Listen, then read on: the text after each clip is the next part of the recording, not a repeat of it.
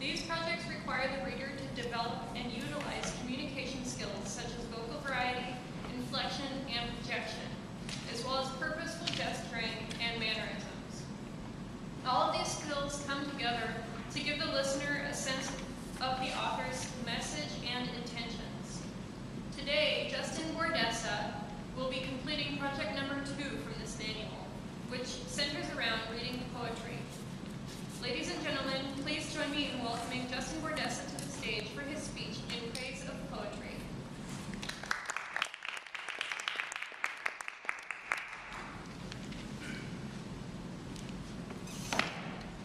Good afternoon, fellow Toastmasters, and most welcome guests.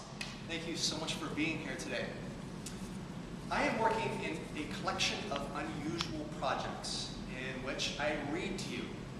I get a lot of practice with this at home, reading to my children. But today is unique in that I will be testing your ability to be resilient, because I will be reading poetry to you. I'm not a big fan of poetry, but I did dig in and I did find that poetry can be a benefit to us. The poet communicates their ideas and their thoughts and their feelings with their audience. And they make use of these tools such as alliteration, metaphor, simile, rhyme, rhythm, cadence. They use these tools to connect with their audience, to help them get their point, and to help them remember their main points. As Toastmasters, we too are communicating with an audience. We are trying to get our point across, and we want our audience to remember the things that we want them to remember. So logically, these tools of poetry, as we study them, can come in handy. Today I'm going to share with you a few poems that I came across that I simply found enjoyable. They aren't too artsy, hopefully. They're just fun. The first one is from a man named Walter de la Mare, and it was composed in 1910. It's called The Listeners. "Is there anybody there?" said the traveler, knocking on the moonlit door. And his horse in the silence champed the grasses of the forest's ferny floor. And a bird flew up out of the turret above the traveler's head. And he smote upon the door again, a second time. "Is there anybody there?" he said. But no one descended to the traveler.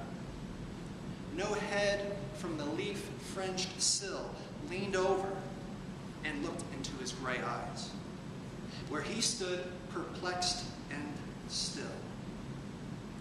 But only a host of phantom listeners that dwelt in the lone house then stood listening in the quiet of the moonlight to that voice from the world of men, stood thronging the faint moonbeams on the dark stair that goes down to the empty hall, hearkening in an air stirred and shaken by the lonely traveler's call.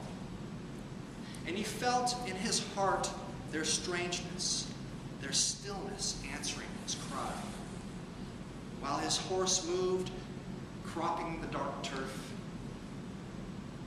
beneath the starred and leafy sky. For he suddenly smote on the door, even louder, lifted his head.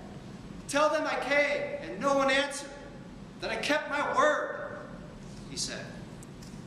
Never the least stir made the listeners, though every word he spake fell echoing through the shadowy-ness of that still house. From the one man left awake. Aye, they heard his foot upon the stirrup and the sound of iron on stone, and how the silence surged softly backward with the plunging hoofs were gone.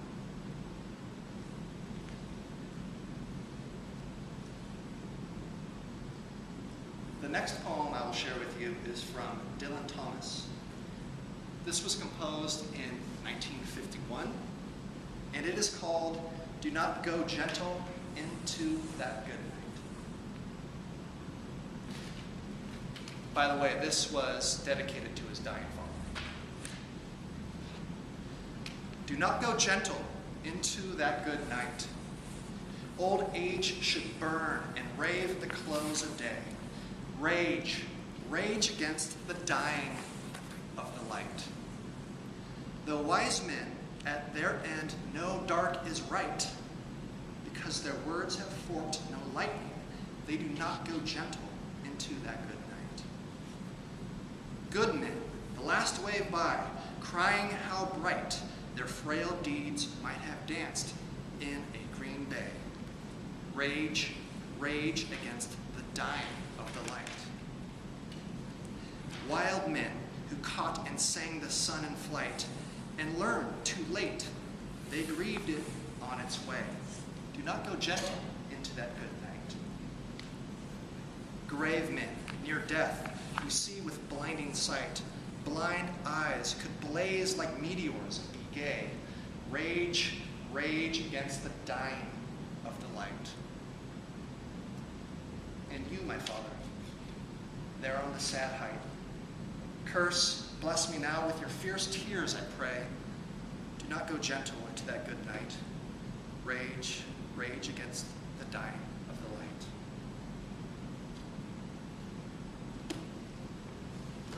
One more. I've been reading this book to my kids, and it has been a lot of fun. Shel Silverstein.